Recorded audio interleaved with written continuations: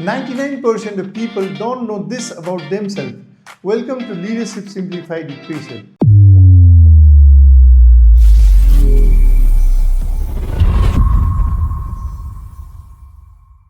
एकछिन सोच्नुहोस्, यदि मैले तपाईलाई सोधेँ, are you an ethical leader?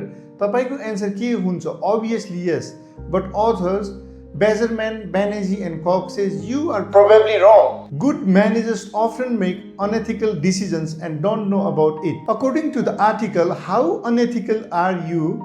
There are 4 biases that control you. Number 1, implicit bias. हाम्रो ब्रेन एसोसिएसन बनाउन ट्रेन छ, जस्तै रेन एन्ड थन्डर सँगै आउँछन्, grey hair and old age सँगै आउँछन्। तर रेन सधैँ थन्डरसँग आउँदैन र यङ मान्छेको पनि ग्रे हेयर हुन सक्दछ। हामी यी एसोसिएसनलाई टु मच ट्रस्ट गर्दछौँ र यसले हामीलाई ब्लाइन्ड बनाउँदछ। अब सोसाइटीले हामीलाई डेली के सिकाउँदछ? Black men and violence, physically disabled and mentally weak, poor and lazy. Even if you consciously reject these stereotypes, your brain absorbs this. अनि यी एसोसिएसन्सहरू तपाईको वर्कप्लेसमा एभ्रीडे प्ले आउट भइरहेका हुन्छन्, चाहे तपाईलाई थाहा होस् या नहोस्। Number 2 is in group favoritism. Here's the real example. If there are 2 equally qualified candidates, one is like you, one is different. Most managers unconsciously favors the ones who's like them, not because they are racist or sexist, but because your brains naturally prefers people in your own group. Number 3, conflict of interest. In the year 2000, when Nasdaq dropped by 60%, 19% brokerage analysis recommended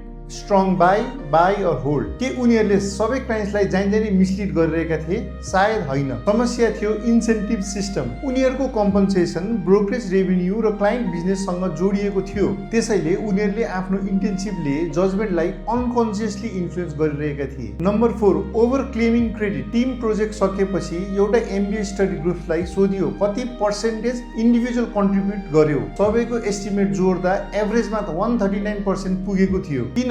Because everyone sees their contribution more clearly than others. अब के गर्ने? आर्टिकलले 3 वटा practical स्ट्र्याटेजिजहरू दिन्छ। Number 1, collect data. आफ्नो hiring data हेर्नुहोस्, के तपाईँ कुनै ग्रुपलाई अनकन्सियसली फेभर गर्दै हुनुहुन्छ? Remember an ordinary example where MBA students were asked to rate their individual contribution that average 139%. When researchers asked them to estimate their teammates' contribution first, the average fell down to 121%. While overclaiming credit still occurred, the magnitude of the bias was severely reduced. Number 2, shape your environment. एउटा black कम्युनिटीमा काम गर्ने जजलाई लाग्यो कि उहाँ आफै स्टेरियोटाइपमा फस्दै हुनुहुन्छ। Bias नबढाउनको लागि उहाँले आफ्नो भ्याकेसन टाइम व्हाइट कम्युनिटी कोर्टमा बिताउनु भयो, जहाँ प्राय व्हाइट डिफेन्डेन्ट्सहरू मात्रै थिए। यो काउन्टर स्टेरियोटाइप रियालिटी देखेपछि उहाँको अनकन्सियस प्रिजुडिसको प्याटर्न तोडियो र अनबायस निर्णय लिन सहयोग मिल्यो। Number 3, broaden your decision making. निर्णय लिँदा ब्याकग्राउन्ड वा आफ्नो मान्छेको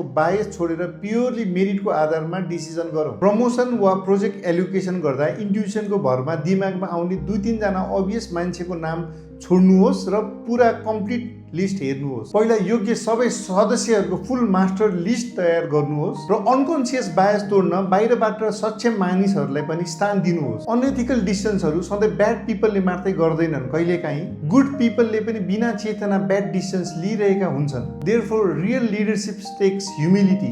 आर्टिकलको मुख्य निष्कर्ष यही हो, आफूबाट पनि गलत निर्णय हुन सक्छ भनेर बुझ्न सक्ने मान्छे नै सच्चा र एथिकल लिडर हुन सक्दछ। Want to learn more? Check out the Implicit Association test at implicit.harvard.edu. Links in comment section. Follow for more Leadership Simplified with Peisal. Jai Nepal.